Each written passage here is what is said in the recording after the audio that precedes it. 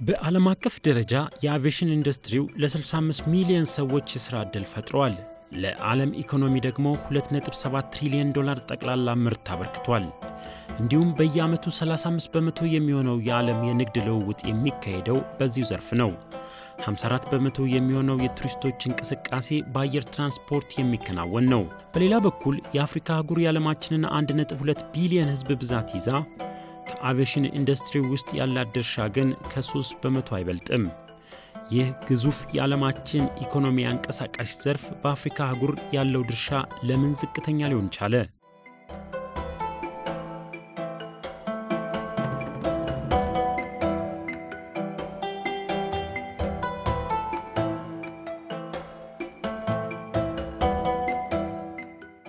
በአፍሪካ የአየር ትራንስፖርት አገልግሎት አጀማመር እንደ አውሮፓውያን አቆጣጠር በ1940ዎቹ ጀምሮ መሆኑን መረጃዎች ይጠቁማሉ። በወቅቱ የአፍሪካ ሀገራት ከቅኝ ግዛት ነፃ ባለመውጣታቸው የብሔራዊ የአየር መንገድ ለማቋቋም አልቻሉም። ነገር ግን የአየር ትራንስፖርት አገልግሎትን በቅኝ ገዢዎቻቸው አማካይነት ወደ ቅኝ ግዛቶቻቸው በሚደረግ በረራ አገልግሎቱ መሰጠት ጀመረ። በአፍሪካውያን ባለቤትነት በመቋቋም ረገድ ከግንባር ቀደምቶቹ ተርታ የሚሰለፈው የኢትዮጵያ አየር መንገድ ነው። የኢትዮጵያ አየር መንገድ እንደ አውሮፓውያን አቆጣጠር በመጋቢት 1946 የመጀመሪያ ዓለም አቀፍ በረራውን ያደረገው ወደ አፍሪካ ሀገር ግብፅ ካይሮ ነበር። ከዚህን ጊዜ ጀምሮ ነው አየር መንገዱ የአፍሪካ ሀገራትን ማገናኘት የጀመረው። የኢትዮጵያ አየር መንገድ በአፍሪካ አየር ትራንስፖርት አገልግሎት ፈርቀዳጅ ከመሆኑም በላይ በወቅቱ ይቀነቀን ለነበረው የፓን አፍሪካዊነት ንቅናቄ ትልቅ አስተዋጽኦ አበርክቷል።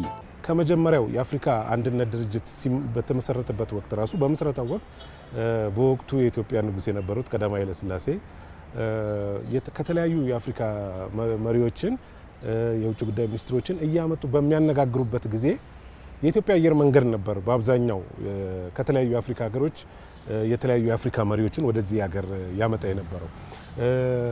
ለምስረታውን ጊዜ ራሱ በርካታ የአፍሪካ መሪዎች እና ሌሎችም የውጭ ጉዳይ ሚኒስትሮች፣ ከፍተኛ ባለስልጣኖች የኢትዮጵያ አየር መንገድን ተጠቅመው ነው ወደ አዲስ አበባ የመጡት። ሌላው ነገር ምንድነው? ከዛው ጋር ተያይዞ ደግሞ ብዙዎቹ ገና ብዙ የአፍሪካ ሀገሮች ከቀኝ ግዛት ገና ነፃ መውጣታቸው ስለነበረ የራሳቸው አየር መንገድ የነበራቸው ውስን የአፍሪካ ሀገሮች ናቸው እና አብዛኞቹ ግን ይጠቀሙ የነበሩት የኢትዮጵያ አየር መንገድ ነው።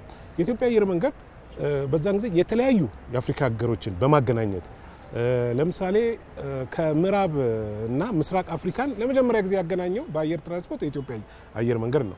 እንደ አውሮፓውያን አቆጣጠር ከ1963 የአፍሪካ አንድነት ድርጅት ምስረታ ማግስት ነፃነትን የተጎናጸፉ ሀገራት ከቀድሞ ቅኝ ገዢዎቻቸው ጋር በመሆን ወይም በብድር ብሔራዊ አየር መንገዶችን ማቋቋም በቅተዋል። አህጉሩን እርስ በርስ በማገናኘት እንዲሁም አፍሪካን ከተቀረው ዓለም ጋር በማስተሳሰር ረገድ ከፍተኛ ሚናም ተጫውተዋል። በ1980ዎቹ በአፍሪካና በሌሎች አህጉራት መካከል የነበረውን 60 በመቶ የመንገደኞች ፍሰትን የሚያመላልሱት እነዚሁ የአፍሪካ አየር መንገዶች ነበሩ። አሁን ላይ ይህ አሃዝ የተገላቢጦሽ ሆኖ የአፍሪካ አየር መንገዶች የገበያ ድርሻ ወደ 20 በመቶ ሲያሽቆለቁል የውጭ አየር መንገዶች የገበያ ድርሻ ደግሞ ወደ 80 በመቶ አሻቅቧል። በህዝብ ብዛት ከዓለም ወደ 12% ግን በአየር ትራንስፖርት እየተካሄደ እንደሆነ የአፍሪካ ድርሻ ወደ 3% ብቻ ነው። በርካታ የአፍሪካ አየር መንገዶች በተለያዩ ምክንያቶች ጠፍተዋል። አሁንም አብዛኛው ህዝብ የሚጠቀመው በአየር ትራንስፖርት አይደለም። ብዙ ምክንያቶች አሉ።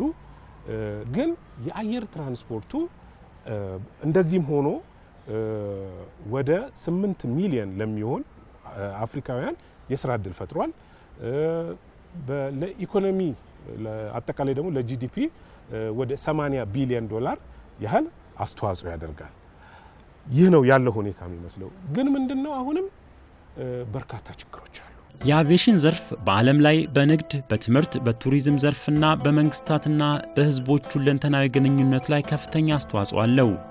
ወደፊትም ዘርፉ የማደግ ከፍተኛ ተስፋ ያለውና በኢኮኖሚው ላይ ያለው ተጽዕኖ እያደገ የሚመጣ መሆኑን ነው የተደረጉ ቅድመ ጥናቶች የሚያመለክቱት። በጥናቶቹ መሰረት እንደ አውሮፓውያን አቆጣጠር እስከ 2034 የአቪዬሽን ዘርፉ በዓለም አቀፍ ደረጃ 14.9 ሚሊዮን ተጨማሪ የሥራ ዕድል ይፈጥራል። በዓለም ኢኮኖሚ ላይ ደግሞ ተጨማሪ 1.5 ትሪሊዮን ዶላር ጠቅላላ ምርት ያበረክታል።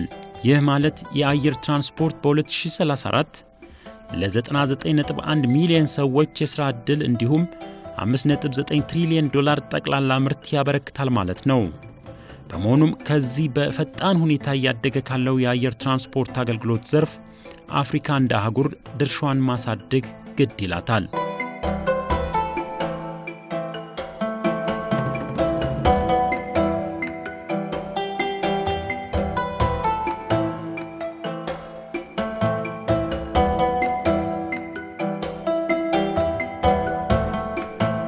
በአፍሪካ ያለው ኋላ ቀር የአየር ትራንስፖርት መሰረተ ልማት እንዲሁም ደካማ የፋይናንስ አቅም በአህጉሪቱ የሚንቀሳቀሱ አየር መንገዶች ችግሮች ውስጥ ጥቂቶቹ ናቸው።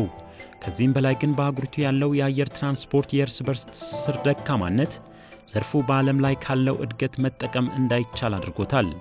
Connectivity between one African country and another takes a long time. For instance, to go from Nigeria to Algeria in Nigeria. በአሁኑ ጊዜ አንድ አፍሪካ ሀገር ከሌላ አፍሪካ ሀገር ጋር ያለው ትስስር በጣም አስቸጋሪና ዝቅተኛ ነው። ለምሳሌ አንድ ሰው ከናይጄሪያ ወደ አልጄሪያ መጓዝ ቢፈልግ የግድ ወደ ሌላ ሀገር ተጉዞ ነው አልጄሪያ የሚያደርሰውን በረራ የሚያገኘው። በዚህ ሂደት ውስጥ ከሚያወጣው ተጨማሪ ወጪ ባሻገር ከሌጎስ አልጀርስ ቀጥታ ለመብረር የሚወስደውን እጥፍ ሰዓት ያባክናል። በአሁኑ ወቅት በአህጉሪቱ ያለው ነባራዊ ሁኔታ ይህን ይመስላል። That means excess money, waste of time. አንደኛው ከሚጠቀሱ ችግሮች መካከል የአፍሪካ መንግስታት በአየር መንገዶች ላይ ጣልቃ የመግባት በየዕለቱ ማኔጅመንቱ የአየር መንገዱ ማኔጅመንት በሚሰራው ስራ ላይ ጣልቃ የመግባት ራሱን የቻለ ችግር ለአየር መንገዶች መደናቀፍ የራሱ አስተዋጽኦ አለው። የኢትዮጵያ አየር መንገድን ለምሳሌ የወሰድክ እንደሆነ ውጤታማ የሆነው መንግስታት ቢቀያየሩ ራሱ በስልጣን ላይ ያለው መንግስት በአብዛኛው በማኔጅመንቱ በኢትዮጵያ አየር መንገድ ማኔጅመንት የዕለት ተዕለት ስራ ላይ መንግስት ጣልቃ አይገባም። ለኢትዮጵያ አየር መንገድ ዛሬ ለደረሰበት ደረጃ ትልቅ አስተዋጽኦ ካደረጉ ምክንያቶች ተብሎ ከሚጠቀሰው አንዱ የኢትዮጵያ መንግስት በዕለት ተዕለት የማኔጅመንቱ ስራ ላይ ውሳኔዎች ላይ እጁን አለማስገባቱ አሁንም በስልጣን ላይ ያለውን መንግስት ጨምሮ ማለት ነው እና ይህ ችግር ይታያል በተለያዩ በአብዛኛው የአፍሪካ ሀገሮች ላይ። ሌላው ደግሞ በቂ ካፒታል በቂ የመስሪያ ካፒታል የሚጠቀሙባቸው አውሮፕላኖች ወደ ኋላ የመቅረት አይነት ሁኔታ አለ። ይሄም ያው አንደር ፋይናንስድ ናቸው። በቂ ካፒታል ያለ መኖር አለ። ሌላው ነገር ደግሞ እንግዲህ ከጊዜ ወደ ጊዜ እየጠነከረ የመጣ ከውጭ አየር መንገዶች የሚመጣ ከፍተኛ ፉክክር አለ። ከመካከለኛው ምስራቅ የሚመጡ ግዙፍ አየር መንገዶች አሉ። ከአውሮፓ የሚመጡ አየር መንገዶች አሉ። ከነኛ አየር መንገዶች ጋር ከፍተኛ ፉክክር አለ። እነኚህ ሁሉ ነገሮች ተደማምረው የአፍሪካ አየር መንገዶች ላይ ተጽዕኖ ያደርጋሉ።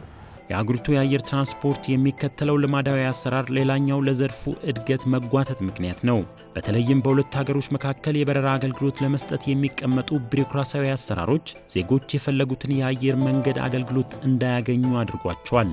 ለምሳሌ እንውሰድና በምሳሌ ደረጃ ኬንያ የኢትዮጵያ አየር መንገድ ወደ ኬንያ እንዲበር የኬንያ አየር መንገድ ወደ ኢትዮጵያ እንዲበር ከተፈለገ መጀመሪያ የሁለቱ ሀገር የሲቪል አቪዬሽን ባለስልጣናት ቁጭ ይሉና ይነጋገራሉ።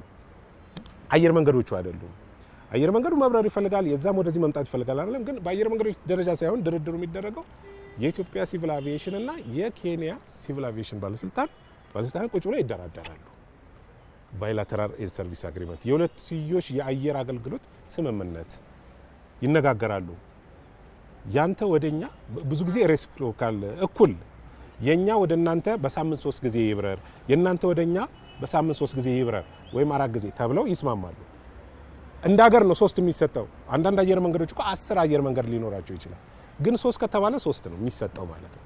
3 ከዛ 3 ከዚህ እናንተም ወደኛ በሳምንት 3 ቀን እናንተም በሳምንት 3 ቀን ይባላል። የስምምነት ተደርጎ ባይላተራል ሰርቪስ አግሪመንት ከተፈረመ በኋላ ነው የሁለቱ ሀገሮች አየር መንገዶች መብረር የሚችሉት በሁለቱ ሀገር መካከል። የዓለም አቀፉ የአየር ትራንስፖርት ማህበር አያታ እንደ አውሮፓውያን አቆጣጠር በ2015 ባወጣው መረጃ መሰረት በአፍሪካ ሀገራት መካከል ነፃ የአየር ትራንስፖርት ገበያ ስምምነት ቢተገበር ከሚፈጠረው የሥራ ዕድል ባሻገር በአህጉሪቱ ውስጥ በዓመት 5 ሚሊዮን ተጨማሪ ተጓዦች የመብረር ዕድል ያገኛሉ።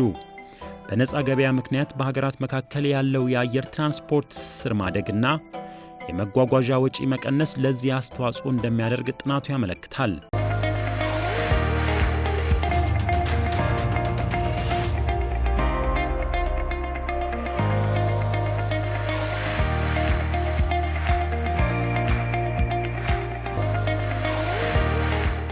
የአፍሪካን የአየር ትራንስፖርት ዘርፍ በአቅም በጥራትና በአገልግሎት ለማሳደግ የተቀመጠውን እቅድ ተግባራዊነት መዘግየት ዋነኛ ምክንያት ሀገራት የአየር መንገዶቻችን ተወዳዳሪነት ያጣሉ እንዲሁም ከገበያ እንወጣለን የሚል ስጋት ነው።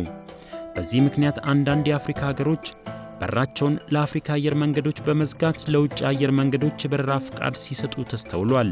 ይህም ድርጊት የአፍሪካ አየር መንገዶችን እንዲቀጭጩ፣ የውጭ አየር መንገዶች ደግሞ እንዲያድጉ እድል ፈጥሮላቸዋል። በተግባር ሲታይ ስጋታቸው አንዳንዶቹ አየር መንገድ የሌላቸው ሀገሮች ናቸው። ራሱ ይህን ስምምነት ተግባራዊ ለማድረግ የሚፈሩት አየር መንገድ የሌላቸው ብሔራዊ አየር መንገድ የሌላቸው ሀገሮች ይህንን ስምምነት ተግባራዊ ለማድረግ ይሰጋሉ። ይሄ ግልጽ አይደለም። ሌላው አየር መንገዶች ቢኖሩም ኦሬዲ አየር መንገዶቻቸው ራሱ ከውጪ በሚመጣ ኮምፒቲሽን ጠፍተዋል። ያንዳንዶቹ ኦሬዲ የሞተ ነው። በአብዛኛው ብዙ አሁን የሚጠሩ በፊት ድሮ ኤር አፍሪክ ይባላል። ዌስት አፍሪካና ሴንትራል አፍሪካ ሀገሮች ተሰብስበው 11 ሀገሮች ያቋቋሙት ኤር አፍሪክ 2000 ላይ ሊኩዊዴት አድርጓል፣ ጠፍቷል። ጋና ኢንተርናሽናል ኤርላይን ጋና ዛሬ ብሔራዊ አየር መንገድ የላትም። ጋና ትልቅ ሀገር ናት። ናይጄሪያ ያሁሉ ነዳጅ ያለበት ሀገር ከአፍሪካ አንደኛ ቀዳሚ ኢኮኖሚ ብሔራዊ አየር መንገድ የላትም ናይጄሪያ። የሀገራት ስጋት ስምምነቱ ሳይተገበር በፊት መከሰቱ የአየር ክልላቸውን ለአፍሪካ አየር መንገዶች የመክፈቱን እርምጃ እንዲያጤኑት ያስገደደ ሲሆን የተደረጉ ጥናቶች ደግሞ የነፃ አየር ትራንስፖርት ገበያ ጥቅምን ማረጋገጣቸው ወደ ስምምነቱ ትግበራ ፊታቸውን እንዲያዞሩ አድርጓቸዋል። በተለይም በአየር ትራንስፖርት ደህንነትና ዋስትና እንዲሁም ጥራት ግንባር ቀደም ሆኖ የሚጠቀሰውና ከ280 በላይ የአየር መንገዶች አባላት ያሉት ዓለም አቀፉ የአየር ትራንስፖርት ማኅበር አያታ በ12 የአፍሪካ ሀገሮች ያደረገው ጥናት ይህን አረጋግጧል።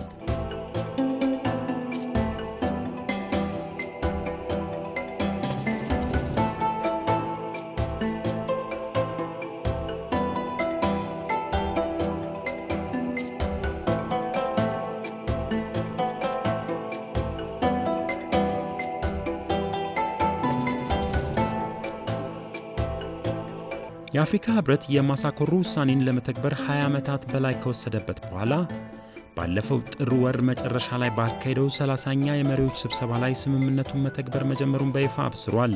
የአፍሪካ የነፃ አየር ትራንስፖርት ገበያ እውን መሆን የአገሪቱን ውህደት በማፋጠን ረገድ ትልቅ ፋይዳ እንዳለው ነው በማብሰሪያ ስነ ስርዓቱ ላይ ተጠቆመው።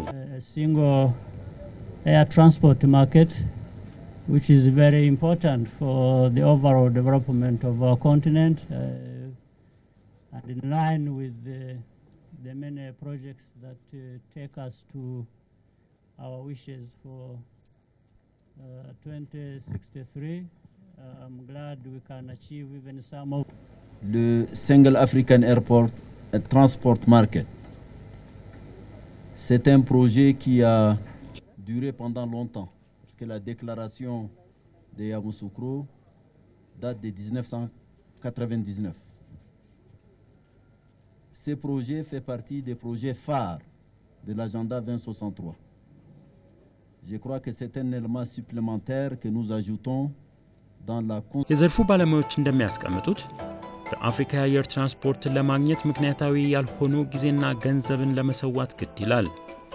ታዲያ የነፃ የአየር ትራንስፖርት ገበያ ስምምነት ተግባራዊነት በተለይ ለሀገራት ዜጎች የአየር ትራንስፖርትን በቀላሉ እንዲያገኙ በማስቻል ረገድ የጎላ ፋይዳ ይኖረዋል። ሲንግል አፍሪካን ኤር ትራንስፖርት ማርኬት ማለት የአፍሪካ ኤር ትራንስፖርት ገበያ አንድ ማድረግ ማለት ነው። አንድ ማድረግ ማለት አሁን በአገሮች ተከፋፍሎ ነው ያለው።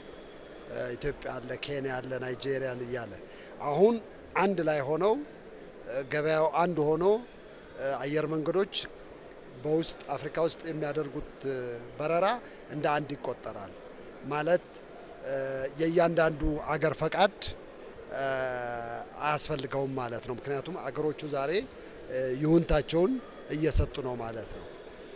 ያ ማለት አየር መንገዶች እንደ ኢትዮጵያ አየር መንገድ የመሳሰሉ አየር መንገዶች በቀላሉ ከአንድ የአፍሪካ ሀገር ወደ ሌላው አፍሪካ ሀገር በሚፈልጉት ቀን በሚፈልጉት የበረራ ብዛት በሚፈልጉት አውሮፕላን በሚፈልጉት ሰዓት መብረር ይችላሉ ማለት ነው። የአፍሪካ አየር መንገድ የኬንያ ወደ ኢትዮጵያ መምጣት ይችላል፣ የኢትዮጵያ ወደ ኬንያ መሄድ ይችላል። የተወሰኑ ህጎች ማክበር ያለባቸው ነገር አለ። የሴፍቲ ጉዳይ፣ የአይሮፕላኑ ዝግጁነት፣ የፓይለቶቹ ዝግጁነት የሚጠየቁ ነገሮች አሉ። እነኛ እንኳን እንደልባቸው ያ ድርድር የሁለት ሀገር ድርድር ሳይኖር መስራት ይችላሉ ማለት ነው። ይሄ ማለት ለአየር መንገዶቹ ብዙ እድል ይከፍታል። የአፍሪካ ህብረት አባል ሀገራት ነጻ የአየር ትራንስፖርት የጋራ አቪዬሽን ስምምነት በአገሪቱ የሚገኙ የአየር መንገዶች የሀገራትን ፍቃድ ሳይጠይቁ በፈለጉት ጊዜና ሰዓት ከአንዱ ሀገር ወደ ሌላው ሀገር በረራ ማካሄድ የሚያስችላቸው ነው።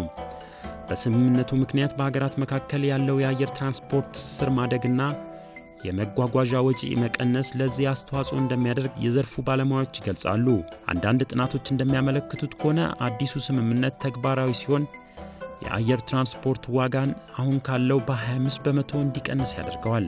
Well, it is an initiative by the EU heads of states of government. በአፍሪካ ህብረት መሪዎች የተጀመረ የአፍሪካን አየር ትራንስፖርት ነፃ ለማውጣት የተጀመረ ኢኒሼቲቭ ነው። ይህ ለአፍሪካውያንና አፍሪካዊ ደሴቶች ህዝብ ጥቅም የተደረገ ነው። ከዚህ በኋላ አፍሪካውያን ይበልጥ ይገናኛሉ፣ በአየር ትራንስፖርት ያላቸው ትስስርም ያድጋል። Now with this, the number of passengers or the number of persons traveling per yearly is going to change.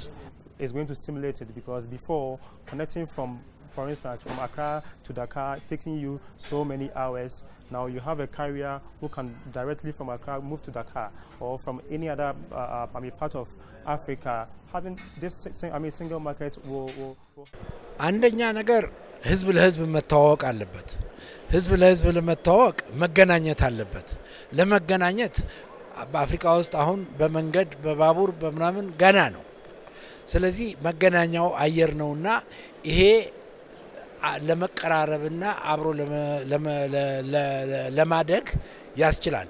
ሌላው ደግሞ አፍሪካ ሁሉም ከሌላ ዓለም ዌስት አፍሪካም ቢሆን ፈረንሳይ ተናጋሪው ከፈረንሳይ ጋር ነው የሚነግደው፣ እንግሊዝ ተናጋሪው ከእንግሊዝ ተናጋሪ ወይንም ከአውሮፓ ከአሜሪካ ከኤዥያ ጋር ነው እንጂ እርስ በርስ ንግዱ በጣም ትንሽ ነው። ስምምነቱ በዓለም የአቪዬሽን ኢንዱስትሪ ውስጥ 3 በመቶ ብቻ የሆነው የአፍሪካ የአየር ትራንስፖርት ሚናን በፍጥነት ከማጎልበት ባሻገር ጥራትና አገልግሎቱን ለማስፋት ትልቅ እገዛ እንደሚያበረክትም የመስኩ ባለሙያዎች ይገልጻሉ። Unfortunately in Africa there has been still a long time of protectionism of national airlines and airports. እንደ እድል ሆኖ በአፍሪካ እስካሁን ብሔራዊ አየር መንገዶችን ኤርፖርቶችን የመከላከል ስልት ሀገራት ይከተላሉ። ይህ መቅረት አለበት። ይህ ሲቀር የበረራ ምልልስ ቁጥር ይጨምራል። ይህ ደግሞ ኤርፖርቶችን ዘመናዊ ወደ ማድረግ ሂደት እንዲገቡ ያስገድዳል። ዘመናዊ ኤርፖርት ካለ በርካታ አየር መንገዶችን ታስተናግዳለ፣ የተጠቃሚዎች ቁጥርም ይጨምራል። ኤር ትራንስፖርት በሌላው ዓለም እንዳየነው የኢኮኖሚክ እድገትን ያመጣል። የኢኮኖሚክ እድገት ያመጣል ብቻ ሳይሆን ይመራል። ምክንያቱም የኢኮኖሚ እድገት የሚመጣው በንግድ ዝውውር ነው፣ በኢንቨስትመንት ዝውውር ነው፣ በቱሪዝም በሶስቱ ነው የሚመጣውና ለሀገሮች ትልቅ ጠቀሜታ ያመጣል። የኢኮኖሚ እድገታቸው ያፋጥንላቸዋል፣ የስራ እድል ይፈጥራል። በቀጥታ የሚፈጥረው የስራ እድል አለ፣ በተዘዋዋሪ የሚፈጥረው የስራ እድል አለ። ለምሳሌ ቱሪዝም በሚስፋፋበት ጊዜ ሆቴሎች ያድጋሉ፣ ሆቴሎች ይበዛሉ። ሆቴሎች ጋር ተቀጥረው የሚሰሩ ሰራተኞች ይኖራሉ፣ ሬስቶራንቶች ይበዛሉ እና በአጠቃላይ ቱሪስቶች የሚያዘወትሩባቸው አገልግሎቶች እንደዚሁ ይስፋፋሉ ማለት ነው። ከህብረቱ አባል ሀገራት መካከል 24 የሚሆኑት ስምምነቱን ፈርመዋል። ሌሎቹም ሀገራት ወደ ስምምነቱ ይቀላቀላሉ ተብሎ ይጠበቃል። ሆኖም ግን ከፈረሙት ሀገራት ውስጥ ጠንካራና ግዙፍ አየር መንገድ ያላቸው ስለሚገኙበት የታለመለትን ዓላማ ለማሳካት ያለው እድል ሰፊ ነው። Initially it was only 11 countries. መጀመሪያ ላይ 11 ሀገራት ብቻ ነበሩ ይህን ስምምነት የፈረሙት። ዛሬ ላይ 23 ደርሰናል። በአፍሪካ አየር መንገዶች ማህበር በኩል በተሰራ ስራ አሁን ላይ በርካታ ሀገራት ጥቅሙ እንዲገባቸው ተደርጓል።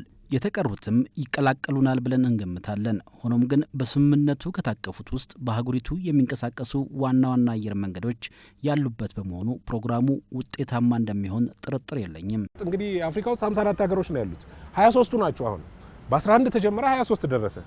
እንግዲህ እየጨመረ ይሄዳል የሚል ነው። ግን ዋናው ነገር ምንድነው? እነኚህ 23 ሀገሮች ዋና ገበያ የሚባሉ ናቸው። የአፍሪካን 80% የአየር ትራንስፖርት ማርኬት ይወክላሉ ነው የሚባለው እነኛ 23። ስለዚህ ቀላል እርምጃ አይደለም፣ እንደ ጅማሮ ማለት ነው። ስለዚህ ምንድነው እነኛ 23 ሀገሮች አሁን ደብዳቤ እየተጻጻፉ ነው። ማረጋገጫ እኔ የሲንግል አፍሪካን ኤር ትራንስፖርት ማርኬት የአፍሪካን አንድ የአየር ትራንስፖርት ገበያ ተግባራዊ ለማድረግ ሙሉ ለሙሉ ፈቃደኛ ስለሆንኩኝ ይህንን አረጋግጣለሁ ብሎ 23 ሀገሮች አይደሉ አንዱ ሀገር ለ22ቱ ይጽፋል። ሁሉም እንዲህ እያለ እያንዳንዱ ለ22 ሀገር ይጽፋል ማለት ደብዳቤ ይጽፋል። ሁሉም ይጻጻፍና ከዛ በኋላ በነጻነት አየር መንገዶቹ በእነኚህ 23 ሀገሮች ያለ ቀደም ያልኩን ባይላተራል ኤር ሰርቪስ አግሪመንት መፈራረም ሳያስፈልገው በዚህ በሳትም አግሪመንት ወደ ማንኛውም ሀገር መብረር ይችላል ማለት ነው። ለአፍሪካ የጋራ የአየር ትራንስፖርት ገበያ መመስረት የኢትዮጵያ መንግስት ሙሉ ድጋፉን ሲያደርግ ቆይቷል። የኢትዮጵያ አየር መንገድ ከአፍሪካ ህብረት፣ ከአፍሪካ አየር መንገዶች ማህበርና ከአፍሪካ ሲቪል አቪዬሽን ኮሚሽን ጋር በመተባበር የያማሳኮሮ ውሳኔ ተግባራዊ እንዲደረግ ጥረት አድርጓል። በነፃ ገበያ ትግበራው የአፍሪካ አየር መንገዶች በአህጉሪቱ ያለ ገደብ ተንቀሳቅሰው እንዲሰሩ የሚያስችል በመሆኑ በዚህ ውስጥ የኢትዮጵያ አየር መንገድ አንዱ ተጠቃሚ ይሆናል። በተለይም ፓን አፍሪካዊነትን ሲያቀነቅን ለነበረው የኢትዮጵያ አየር መንገድ በአህጉሪቱ ያለውን ተደራሽነት ለማሳደግ ሌላ እድል ይሰጠዋል። የኢትዮጵያ አየር መንገድ እውነቱን ለመናገር ከሆነ ይሄ ነገር ኖረ አልኖረ የኢትዮጵያ አየር መንገድ የእድገት እድሉ ጥሩ ነው። ብዙ የአፍሪካ ሀገሮች ኑልን ነው እንጂ የሚሉት አትምጡብን የሚሉ የሉ። ስለዚህ የኢትዮጵያ አየር መንገድ ይሄ በነጻነት እንዲሰራ ያደርገዋል። የሌሎች ሀገሮች ሰጡኝ አልሰጡኝ የሚል ነገር አይኖረውም። ብዙ ያንን ንትርኩን ያስቀርለታል እንጂ ሌላ ዛሬ የኢትዮጵያ አየር መንገድ የትም ተለምኖ ስለሚሄድ ብዙ አይለውጥበትም። ስምምነቱን ተግባራዊ ለማድረግ ረጅም ዓመታት የወሰደበት ዋነኛው ምክንያት የተወዳዳሪነት አቅማችንን እናጣለንና ከገበያ እንወጣለን የሚለው የአየር መንገዶች ስጋትን በመቅረፍ ረገድ የኢትዮጵያ አየር መንገድ የሚከተለው ስልት ተመራጭ መሆኑ ተረጋግጧል። አየር መንገዱ ደካማ አየር መንገዶችን በተለይም በአመራርና በአቅም ውስንነት ካለባቸው አየር መንገዶች ጋር የሚያከናውነው የትብብርና የሽርክና ሥራ ስጋቱን ለመቅረፍ አይነተኛ መፍትሄ ነው። እርግጥ ደካሞቹ አየር መንገዶች እንጎዳለን ብሎ ይፈራሉ። ጠንከር ያሉት አየር መንገዶች ደግሞ ገበያው ሲከፈትልን እንደ ልብ እንሄዳለን የሚል ስሜት አለ። አሁን እንግዲህ ያለ መተማመኑን የሚያስወግዱበት ዘዴ ያስፈልጋል። ጠንከር ያሉት አየር መንገዶች ደከም ያሉት አየር መንገዶችን በተለያየ መንገድ እየረዱ እነሱንም ደረጃ ከፍ እያደረጉ አብሮ የሚያድጉበትን ዘዴ መፈለግ አለባቸው እንጂ ለአፍሪካ ይሄ በጣም አስፈላጊ ነገር ነው። ነገር ግን ይህንን ስጋት እንዴት ልንቀርፈው እንደምንችል እኛ በተግባር አሳይተናል። ኢትዮጵያ አየር መንገድ እዚህ ዙሪያ ላይ በሮል ሞዴልነት እንደ ምሳሌ የሚቆጠር አየር መንገድ ነው። ምክንያቱም አየር መንገድ የሌላቸው ወይም ያልነበራቸው እንደነ ቶጎ የመሳሰሉ ትንንሽ ሀገሮች ሄደን አየር መንገድ አቋቁመን እንኳን ለሀገሪቷ ይቀርና በአጠቃላይ ለምዕራብና ለመካከለኛው አፍሪካ እያገለገለ ያለ አየር መንገድ በህብረት አቋቁመናል። ማላዊም እንደዚህ አድርገናል። ማላዊ አነስ ያለች ሀገር ናትና በኢኮኖሚም በራሷ ብቻዋን አየር መንገድ ማቋቋም ያስቸግራት ይሆናል እና ስጋት ሊያድርባቸው አይገባም። ይኸውና የኢትዮጵያ አየር መንገድ ለአፍሪካ ሊደርስ የሚችል አቅም አለው። እዚህ ቦሌ አካባቢ የፈጠርነው አቅም በመሰረተ ልማት፣ በማሰልጠኛ ማዕከል ብዙ ወጣት አፍሪካውያን ማሰልጠን እንችላለን።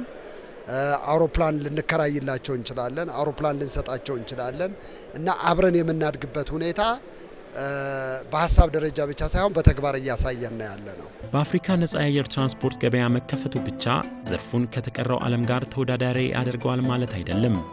በተለይም በአህጉራዊ ተቋሙ የሚወሰዱ እርምጃዎች በሰዎች ነጻ ዝውውርና የማህበራዊና ኢኮኖሚያዊ ግንኙነት ትስስር ላይ የሚደረጉ ፖለቲካዊ ስምምነቶች ወሳኝነታቸው ከፍተኛ ነው። the challenges are there, like visa challenges.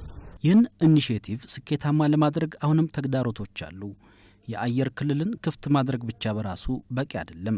የቪዛ ጥያቄ ችግርን መቅረፍ ይገባል። በዚህ በኩል አንዳንድ ሀገራት ቪዛ እንደደረስክ ይሰጡዋል። ኢትዮጵያም እየጀመረች ነው ይህን አሰራር። ሆኖም በርካታ ሀገራት የቪዛ አሰጣጥ ስርዓታቸውን በነጻ ንግድ ቀጠና ተሳትፏቸውና ሌሎች መስኮች እርምጃ መውሰድ አለባቸው። ይህ ሲሆን የንግድ ኢንቨስትመንት፣ የቱሪስቶች ፍሰትና የእርስ በርስ ግንኙነት ይጠናከራል።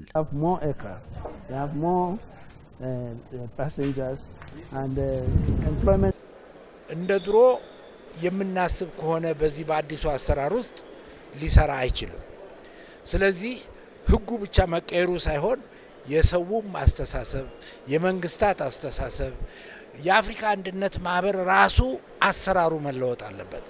ያ ከተለወጠ ነው እነኚህ ነገሮች በደንብ ለአፍሪካ በሚጠቅም አይነት ሊሄዱ የሚችሉት እንጂ ያንኑ የድሮ ልብሳችንን ብቻ ቀይረን አስተሳሰባችን ያው የድሮ ከሆነ ብዙም ጥቅም ሊሰጥ አይችልምና አስተሳሰብ ለውጥ አህጉሪቱ ውስጥ መምጣት አለበት። ይሄ ወደ ተሻለ ቦታ ሁላችንን የሚወስደን። እንደ አውሮፓውያን አቆጣጠር በ2063 የበለጸገች የተዋደችና ሰላም የሰፈነባት አፍሪካን ለመገንባት ውጥን ለያዘው የአፍሪካ ህብረት ከዋና ዋና አጀንዳዎች ውስጥ አንዱ የሆነውን ነጻ የአየር ትራንስፖርት ገበያ እውን ማድረጉ ለአህጉራዊ አጀንዳ ስኬት የመጀመሪያው እርምጃ ተደርጎ ይወሰዳል። የነጻ የአየር ትራንስፖርት ገበያ ተግባራዊነት 300,000 ለሚሆኑ ዜጎች ቀጥተኛ የሆነና 2 ሚሊዮን ለሚሆኑት ደግሞ ቀጥተኛ ያልሆነ የሥራ ዕድል ይፈጥራል ተብሎ ይገመታል። የአየር ትራንስፖርት ዘርፍን እንደሚያሳድግ፣ የአፍሪካ ሀገሮች የኢኮኖሚ ትስስርን እንደሚያጠናክር፣ የንግድ ልውውጥንና የቱሪዝም ፍሰትን እንደሚያስፋፋ ተስፋ ተጥሎበታል። ከዚህም በላይ ግን የሰዎች ዝውውርን በማሳለጥ የእርስ በርስ መተዋወቅንና ወንድማማችነት ትብብርን በማጎልበት ፓን አፍሪካዊነትን ያጠናክራል።